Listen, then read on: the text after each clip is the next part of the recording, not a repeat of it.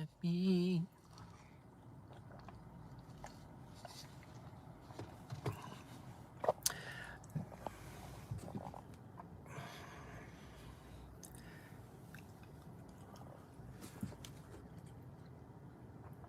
Hey guys. Welcome to the Car Stream, brought to you by LL Bean. Haha. Act like you're camping.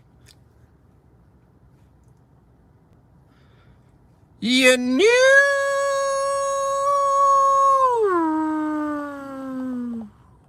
What's up, Brickfinger? What's up, gang? What's up, Sterling? Shannon Bay? What up, Walrus?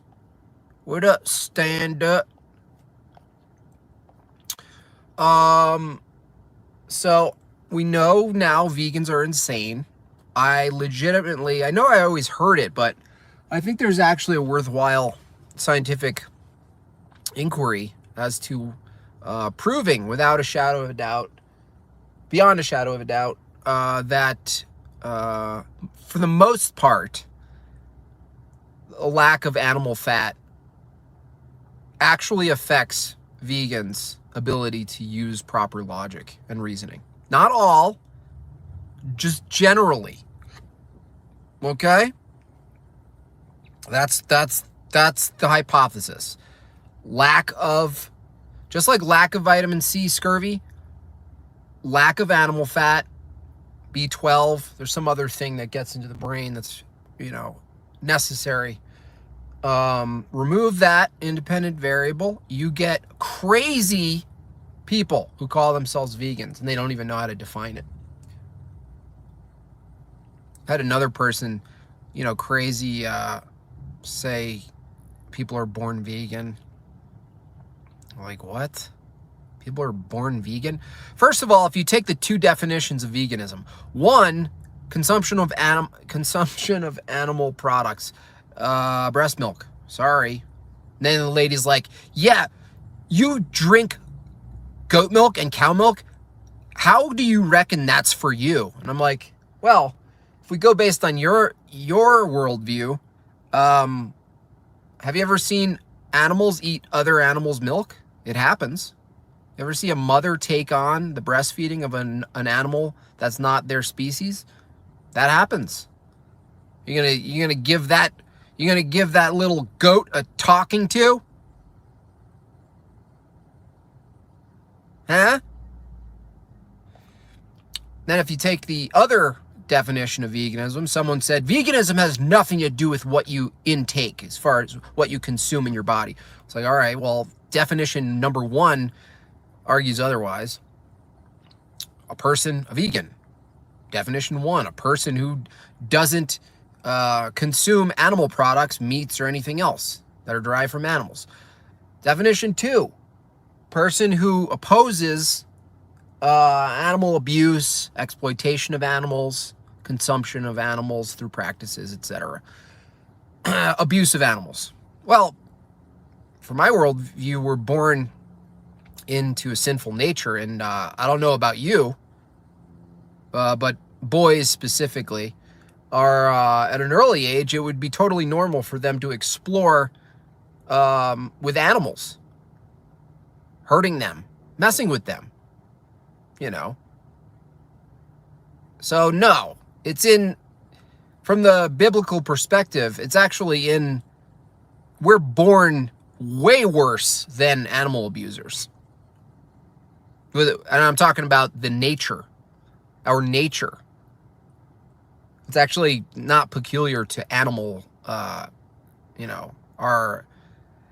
inclination to hurt others or animals. It's deeper than that. It's the rejection. We're born into the nature of rejecting truth itself. That's our inherited nature. These people are ridiculous. And I don't know how many are bots or not. I just have no idea. But I don't want to get too far into it. Again, that's how I get. The last time I picked a fight with vegans, my life was threatened. My my address was posted. My 110,000 follower account on Instagram was deleted, so I'm not going to go too far into it. In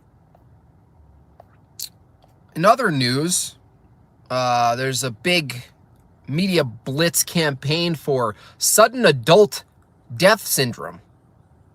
So SIDS, but for adults. Not peculiar at all. No correlation. Moving on. What was I thinking about today? I was thinking about just like mainstream media shit. We should rename mainstream media. It's just income stream media. That's what it is. It's an income stream media. If you look at it that way, you're not ever surprised by what it's saying. All you have to do is swap out main with income. And you're like, oh, okay. You know, because we want to call things by their names, right? Not by their inverted, shield names.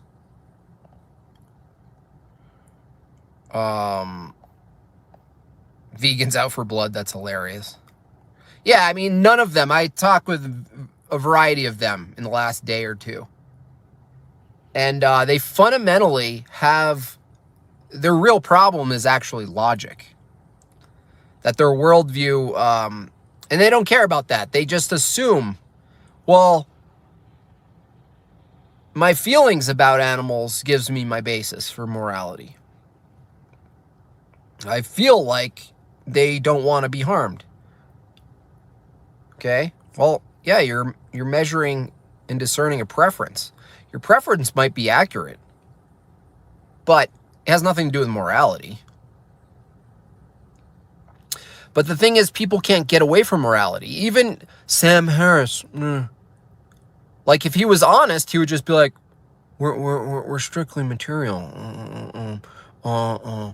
We're just a bundle of chemicals and molecules colliding and everything, all phenomena that we interact with, including thoughts and desires and impulses, are strictly material phenomenon, chemical processes." To that extent, I agree with Mr. Dawkins. To assume that there's some sort of external immaterial mind also giving us. If you're honest, that's it. But you can't. They can't be honest because they have to make a moral claim. And the moral claim is it starts with very fundamental. At the beginning of all of it is that the claim we ought to pursue truth, or that we ought to, we ought to come to a truth. We ought to get to the bottom of it. You know, because from that view, the view is we ought to be vegan. We ought to pursue science.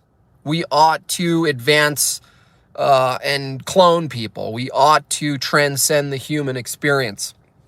We ought to isolate, these are things we need to do, like these like arbitrary goals. They're all based in an ought claim. You have to argue for them. To argue for anything, there's an ought right there, always waiting to happen. And once you hear an ought, or the sense, or a moral judgment, or a value judgment, you got to challenge that and say, how does your entire worldview make sense of what you just said? And again, from an atheistic, materialistic, an atheist vegan point of view, they can't actually make sense of a lot of things. It's all just like picking at what they think at the time. But if you really look at how do they justify their knowledge, epistemology, how do they justify their ethics? Based on what? Don't eat animals based on what?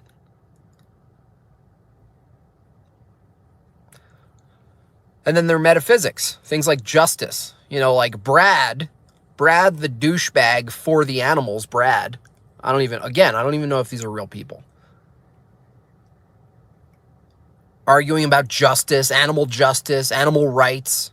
No, humans, I don't even think humans have rights, by the way. I get the sentiment, but we have free will. We actually, in a sense, have a right to act away from God or consistent with God, and the judgment isn't here.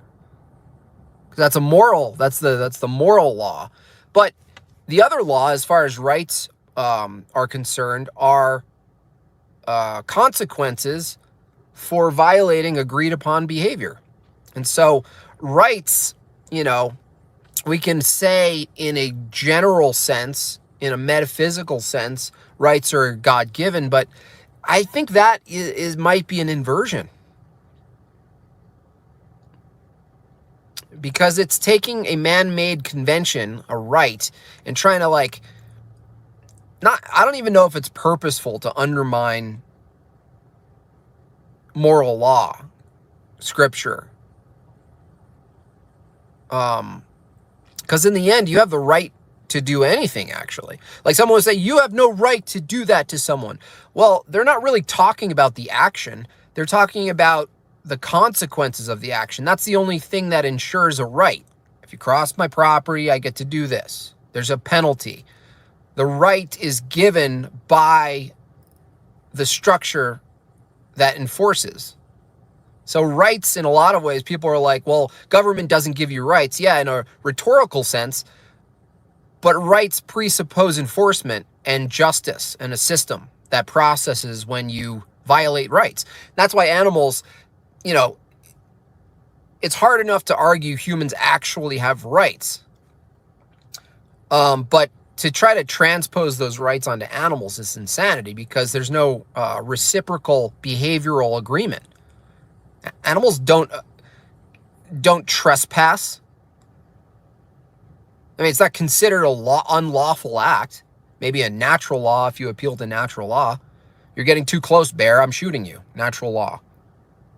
But it's not legality. It's not rights. That bear violated my rights. No. No need to describe it that way. You were going to die, maybe, and you killed the bear. Now, the rights come in. There's no justice to the bear. They don't win in a court case if they survive the shot. And it was like, well, he wasn't holding a claw. He turned out to not to be holding a claw. No. The only process you'd have to deal with is whether it was right for you to shoot the bear and or whether it was unjustified and whether there's a penalty for killing an animal. Or when it wasn't time to kill an animal or when it wasn't permitted. So rights are just like, oh, we have property rights. We have the right to live. We have the right to this, right to that. Yeah, they all assume a consequence that's held up by a unified system of justice and a threat of force. So that's what's so silly about the, libertarian anarchist view is that if you're arguing for true anarchism, you have to argue that there are no rights. There's just cause and effect, risk, reward. That's an honest anarchist. Otherwise, when you say, no, it's my right, if you're Michael Mallon, well, Joe, that's my right. No, I have a right to my property, and you have a right to yours, and if you cross my property, you're not going to do anything. I know who you are, Michael Malice. You got on Cash Cab, you look like a young Ayn Rand in the car, and someone noticed you, and you're like, you got a taste for TV. You got a taste for TV. And then you were like, I'm gonna pursue this. Rights are fancy. Yeah.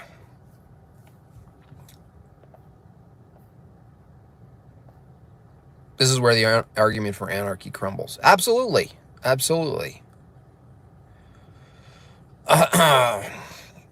They're all luxuries, actually. All of these things. That's the big point about all of it, is that understanding the luxury of modernity and the removal of that, if you can conceptualize it, it's pretty much brute fact in your face. And again, I challenge any of you vegans. It's not the best pun. To, I'll even write them. Everybody get on the Alone message board. I'm sure this has already started. But really propose a vegan season to Alone. Okay? Challenge all of you vegans. Get on Alone. Show us you can survive without animal fat.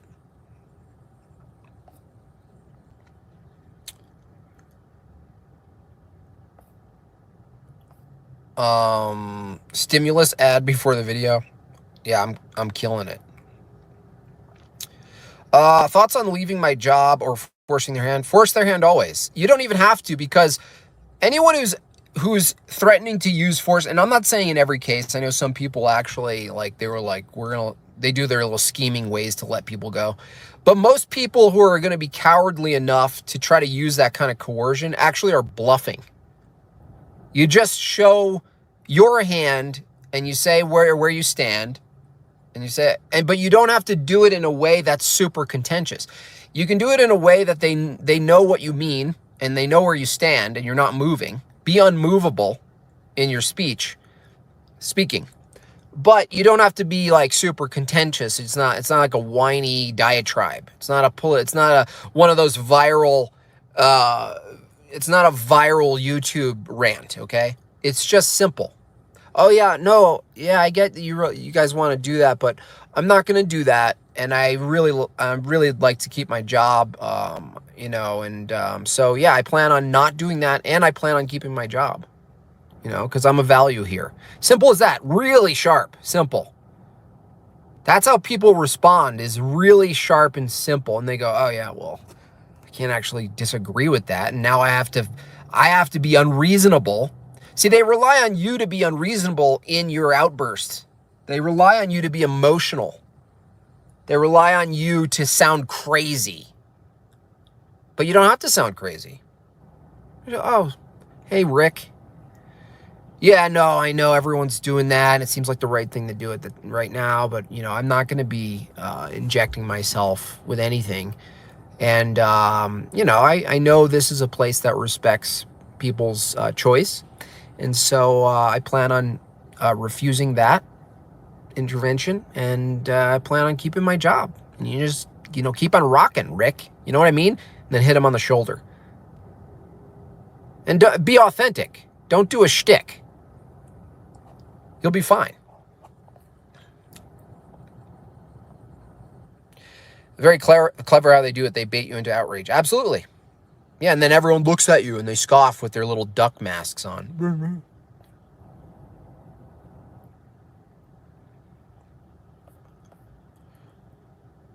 You just got to say what you want, not what you don't want. That's another trick.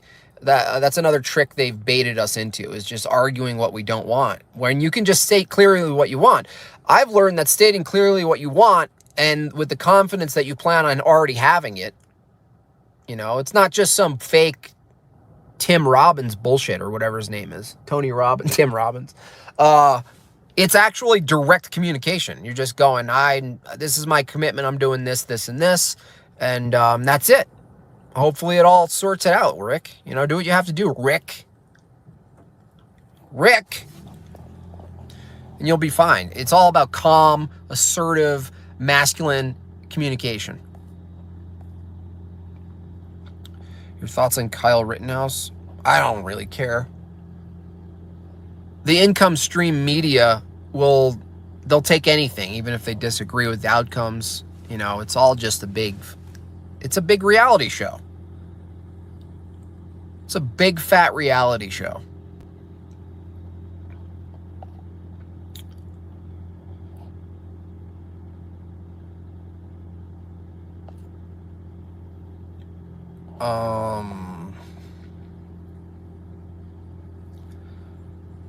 Too bad that conversation will never work for us in the military. Well, it could actually, if there was enough of you.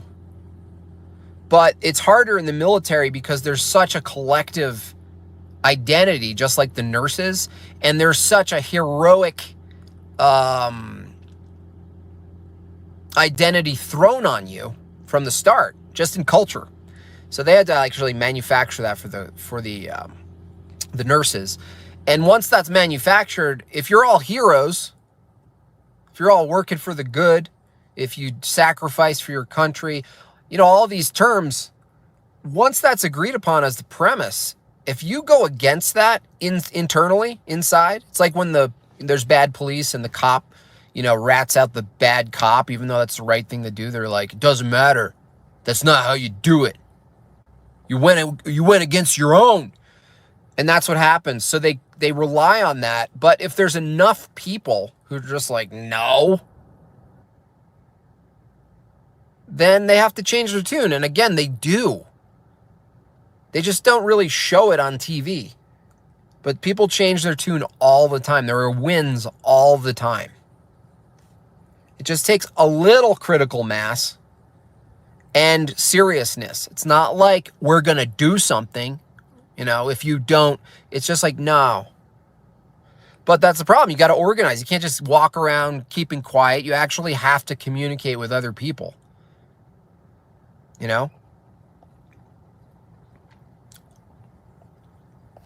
Your government property while in the military. Yeah, that is a contract that you made.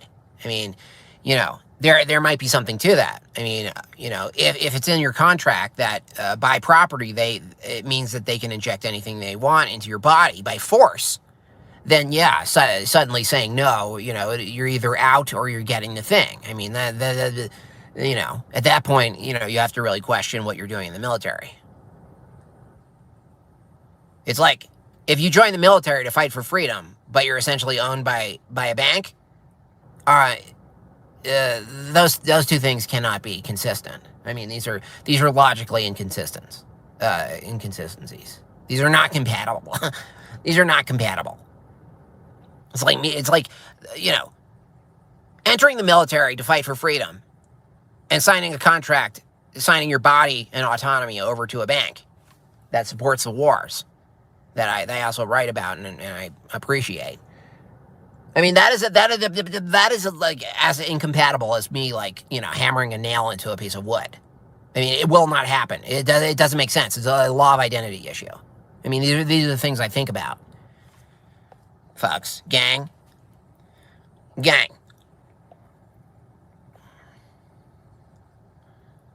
Ben, what are your thoughts on the metaverse? The metaverse is something that's been thought up over the last 100 years. Anyone with any sort of foresight into technology and how it works, we knew it would be at this point. I didn't know it would come this fast. It's inevitable. Whether I'm going to put a value judgment on it, whether it's good or bad, I think that depends on how you use it, like anything. But here's the thing, gang.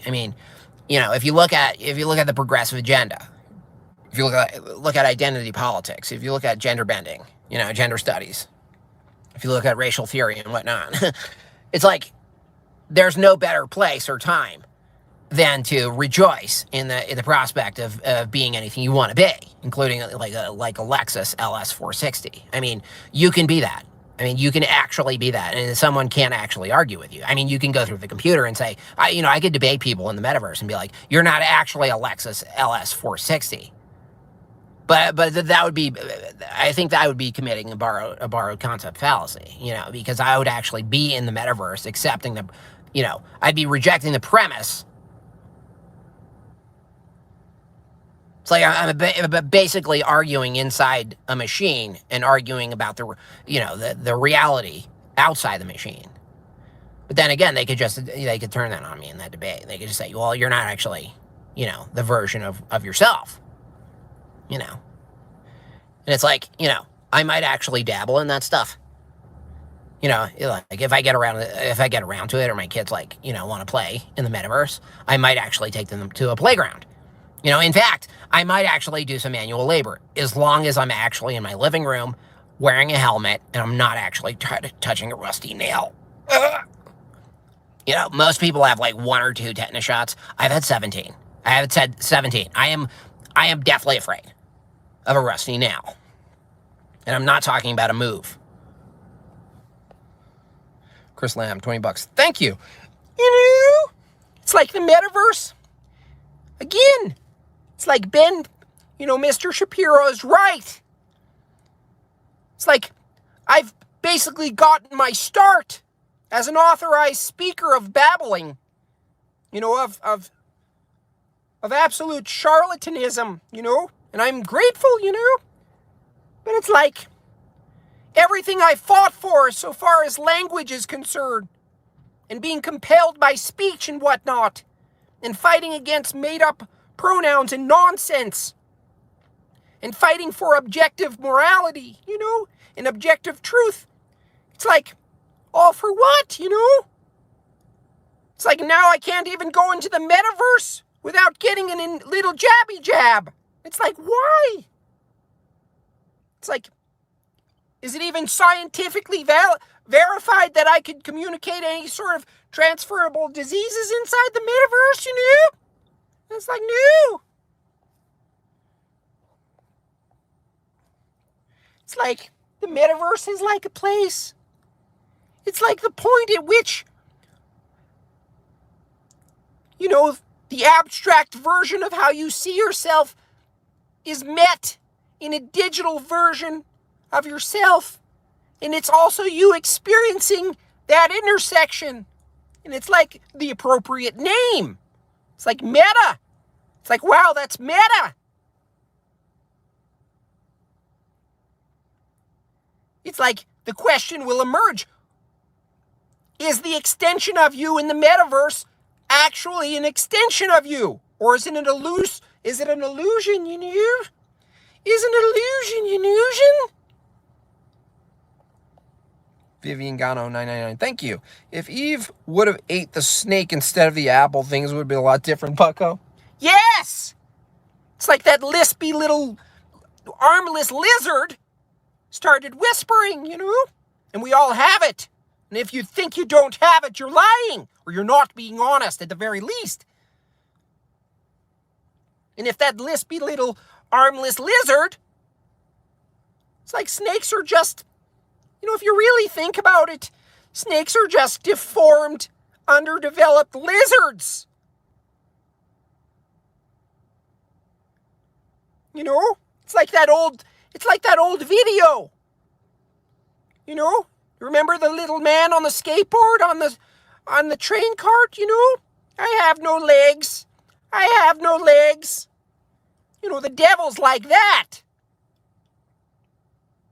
Eve could have just picked up the snake and took a bite, bit its effing head off. Things would have been a lot different. A lot. But maybe not. I'm not saying I'm right.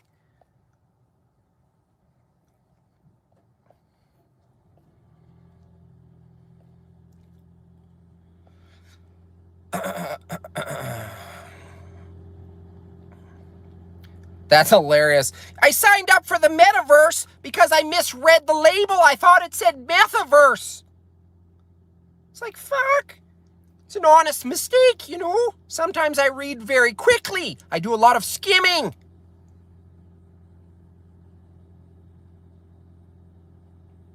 I signed over. I didn't know. There wasn't an H. Fuck.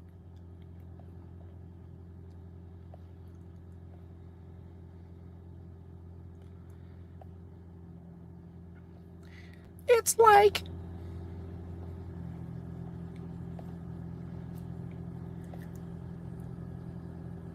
And I mean, really, think about it. Well, I'm not sure I agree with Jordan Peterson on every aspect, Yeah, old Dickie Dawkins, yeah. My daddy called me Dickie from a young age. It always bothered me, It's not just because of the phallic reference. It's just, it's not my full name, yeah. Now, Jordan Peterson might be actually right about one thing, Yeah. So that a snake is in fact a deformed, possibly devolved. Is a questions? Is a snake a devolved lizard, or is a lizard an evolved snake? We don't know now. We don't know. We know. No, we don't. Yeah. How we? I really need this laughter right now. You're welcome.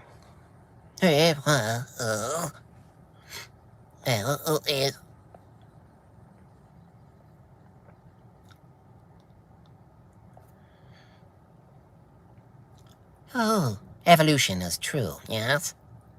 You see, the whaley whale, was an elephant once. And the elephant wandered around for food and realized, oh, there might be some fishy in the water, yes? And he was like, well, I could swim, but I can't submerge myself for very long. Well, yeah. That's where evolution comes in, you see? The elephant, eventually, at some point, through some processes that other scientists knew about, turned into a whaley whale. His little trunky trunk folded up. And his little leggy legs, he lost those little fingernails, those cute elephant fingernails. Yeah, perfect. And he swam away. Yeah, evolution. Yes, evolution is true. You see, it may have taken thousands, if not millions of years for just the man to develop his little unit. Yes? Yep. So the question is posed, why? Why keep 1/8 of a willy when it serves no function? Why? Why keep it? Eh? Why keep it? Why keep it for so long if it does not provide you with anything? No advantages. No. A 50,000-year-old weenie, and that's evolution. It's proven.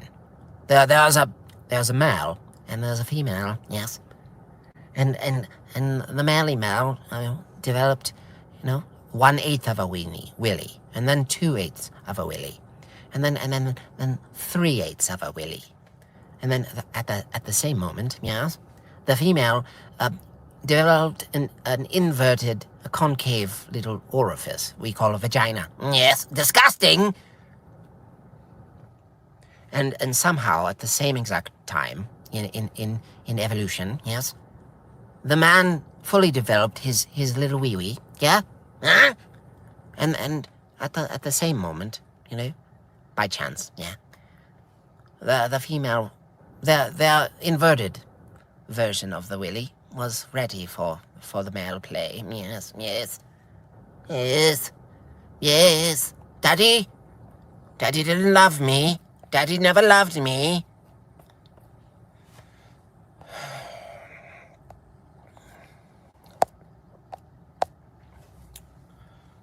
Yes. Daddy never loved me. I don't know if you've bought my books. They're best-selling. Yes. The first book, yeah, is called God's Not Real. You're a silly little man. Yes? Oh. Owned. The second book is called The Big Daddy Delusion. Yes? Ha! Won the argument. Yeah.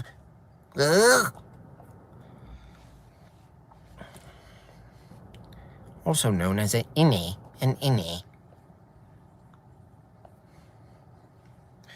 Daddy never chemicaled me. No. Now. You.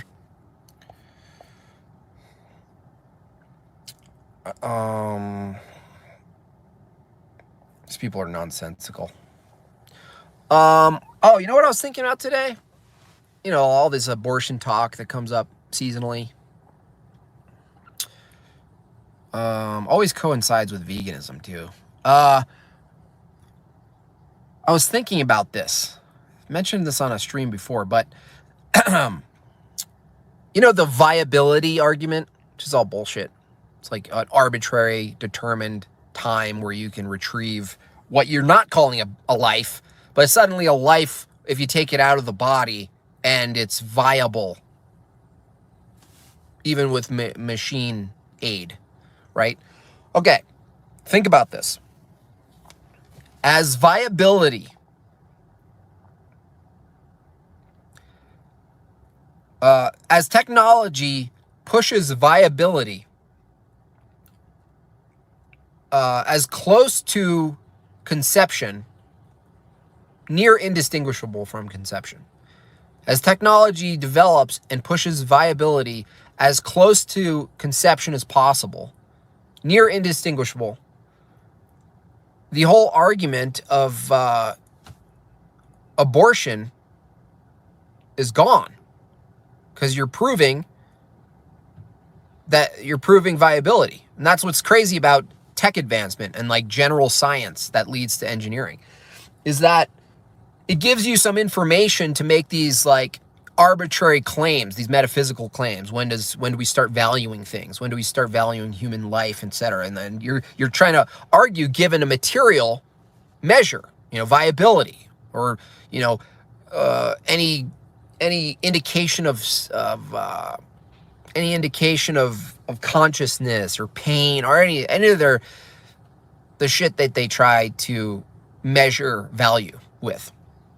Well, the consequence of further development and scientific inquiry is that as it unfolds, the more you end up knowing and the more capable you are, the more it pushes the materialists into a corner so far as their own value claims. And that's just an example. It's the same with like any true discoveries, not astronomy bullshit discoveries, not drawing massive theoretical conclusions just from a photograph and whatnot. I mean, like any fundamentally new discoveries, like every answered question, everything that makes you gives you the sense that you understand something more, it actually poses at least two more questions. And so that's why it always leads you on an endless path of material, of human knowledge, not wisdom, human knowledge. It's inevitably circular and it leads you nowhere because it's endless regress. It's just like gravity. Gravity is a force. Bob the science guy. Gravity can be considered a force. Well, that's not the same as a force, is it? It can be seen as a force. Well, is that the same as a force? No. Wordsmithing. But, it's the same thing. If gravity is a force and force is determined by m times a, then gravity, the force, also needs m and an a, right? You can't just have a force and not have those other two variables that you said you discovered. F equals ma, Kimbab. Okay, yeah, once something's moving, you're determining the acceleration and the mass, and you can establish what force is with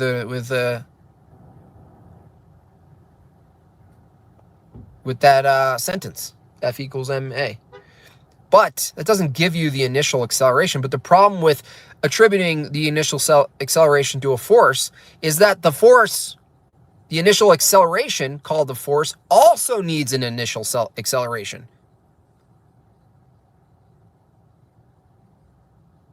Some people are seeing this. It always presupposes one other thing, because if your statement is nothing can move unless, or let's say the Newtonian, like everything is in motion until it's not, or anything still will be still unless it's put into motion. Well, that's not actually true if Einsteinian view is that everything's in motion. There's nothing static, nothing stationary. So you never falsify something not in motion if even when you're still, you're actually in motion, according to their view. But regardless of that, if the idea is that if something's relatively still by perception, it won't go into motion unless it's acted upon by a force. Well, what's a force? A force is mass times acceleration. So every force needs that. So then it's endless regress. Okay, what's the force? Well, it's just endless. It's just circular and endless forever.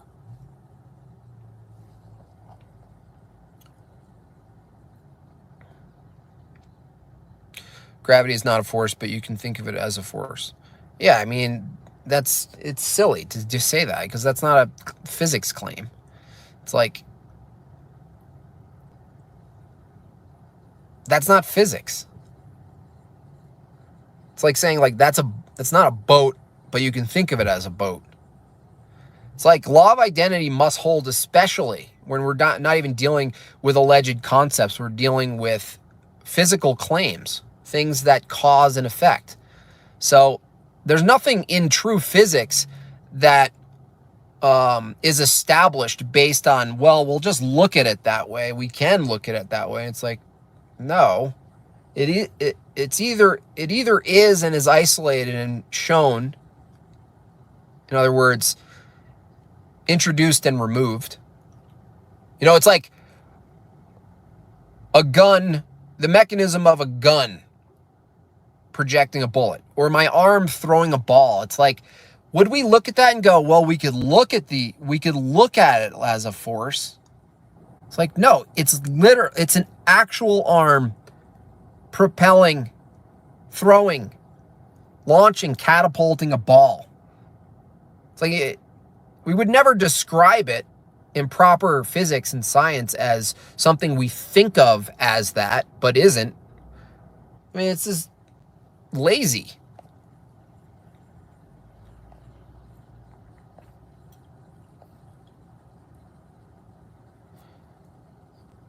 And that's what's wrong with Bob the Science Guy, is that he took a crack, I think it was at like Quantum Eraser or something, about how, gravity's not actually a force. The modern accepted nonsense theory, not in quotes, it doesn't have it as a force. And he said, well, that's not true. We can clearly, in the paper, it says we can look at it. It's like, I asked him directly, is looking at something as a force this identical to it being a force? No answer. Why would there be an answer to that?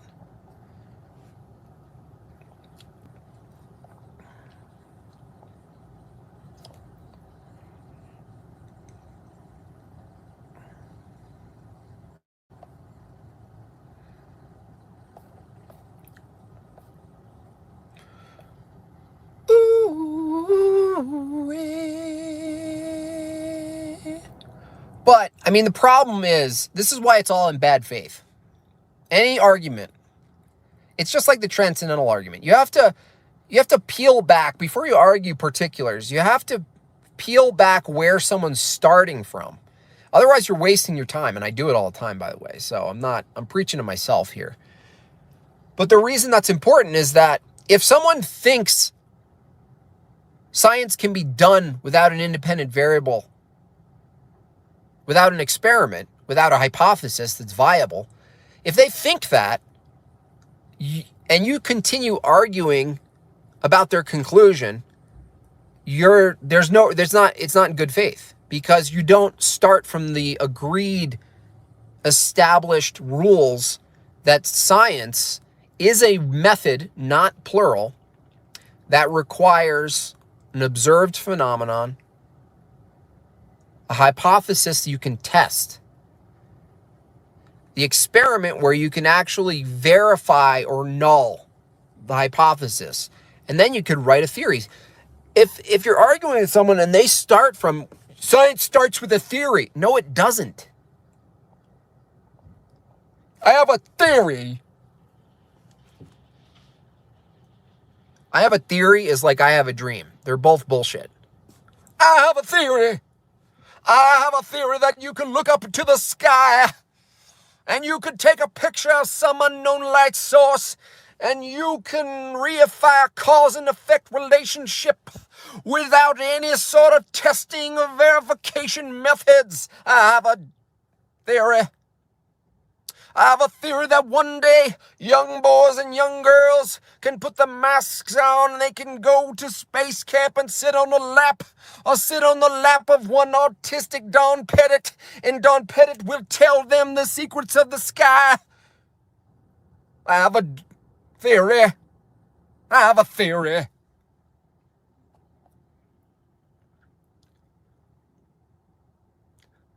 I have a theory one day people will accept astronomy and astrophysics and cosmology as natural science. I have a theory.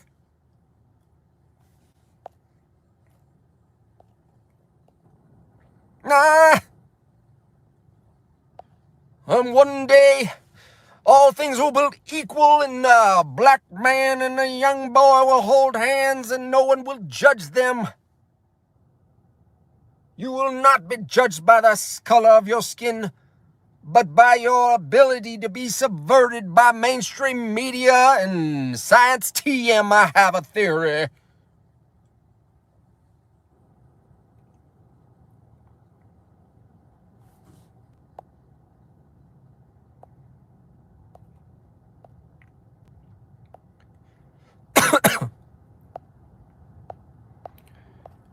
It's also clear.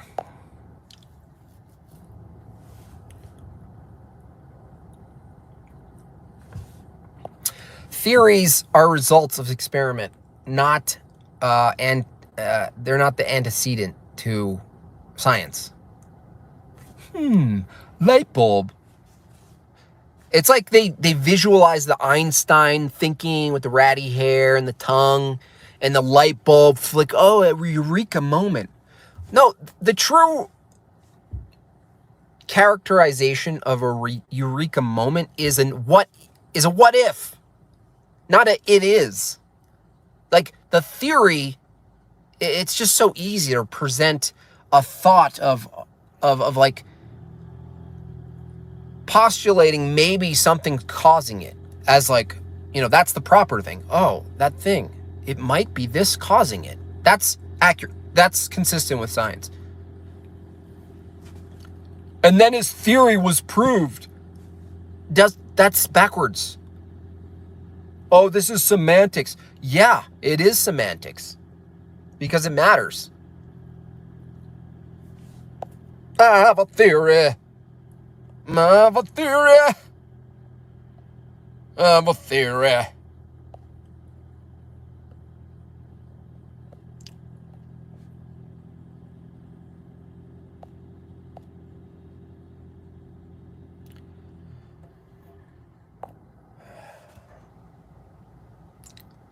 I have a theory.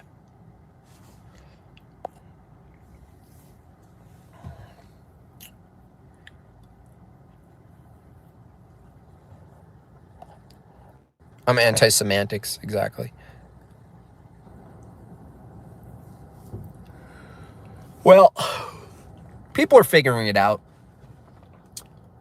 Now, what the Scientismo doesn't like, because you're challenging their religion, is that they don't like that there's no answer around the bend. Finally, when they maybe get uncomfortable and deal with as much cognitive dissonance as they can manage. There's a moment, you can sense it when you're talking to someone. They reach a point, they're either going to yell at you or they just go, well, you tell me. That's what they do. They like lose it, and they're not usually graceful, and they go, well, tell me what it is then. And you're going to be tempted. And you just go, I don't know. That's not good enough. Didn't you hear the speech? Einstein is the MLK of Scientismo. What MLK was to abstract, egalitarian, commie bullshit, Einstein was to scientific relativism, to knowledge relativism, epistemic nihilism.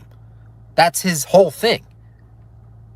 Everything's relative, man. We don't really know the speed of anything because there's no actual static point or point of reference we can say is static so that we can actually judge movement of anything. That's why it's so silly. That's why these affirmations, they're so arrogantly posed to you. This is already established. Well, no, based on your model, you have to actually admit that nothing is truly established based on your own model. That you actually don't know speeds exactly. They're all relative. And that there is no one place, static, unmoving, that you can measure things from. By your own, that's your model. Can't know anything. Everything's relative. That's the model. That's in philosophy, that's self-refuting. Why isn't it self-refuting in material knowledge? We know that XYZing XYZ is true. How? Because the theory of relativity is true. Okay. That's retarded. Now I have a theory. I have a theory.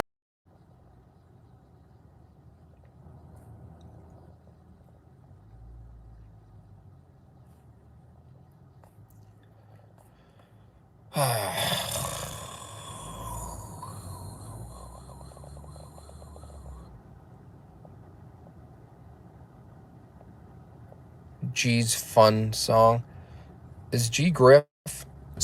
My buddy Griff delivered Whole Foods, and he knew. I don't know if he knew at the time, or I don't even know if he was. He may have been visiting while I was streaming. Anyway, I don't want to give away my location.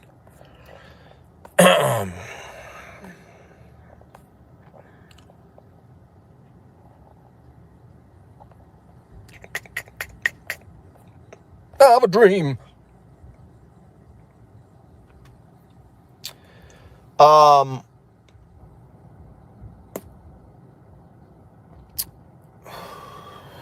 Anyway, pretty much done. Wasted all my breath. Thanks for the super chats. Thanks for the book orders ongoingly. It's great to get rid of them. I don't want them. And what else? Tomorrow's Saturday. Oh yeah, we're gonna reveal a little Christmas special, limited edition thing that I think many of you will really enjoy. Soon, maybe on Monday. Other than that, that's it. Keep being awesome. Fight off those vegans. Okay.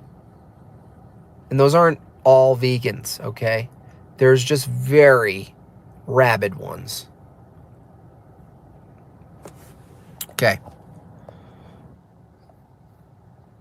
You said you were going to talk about the dome. Yeah, I have to look into it. It's all very wordy.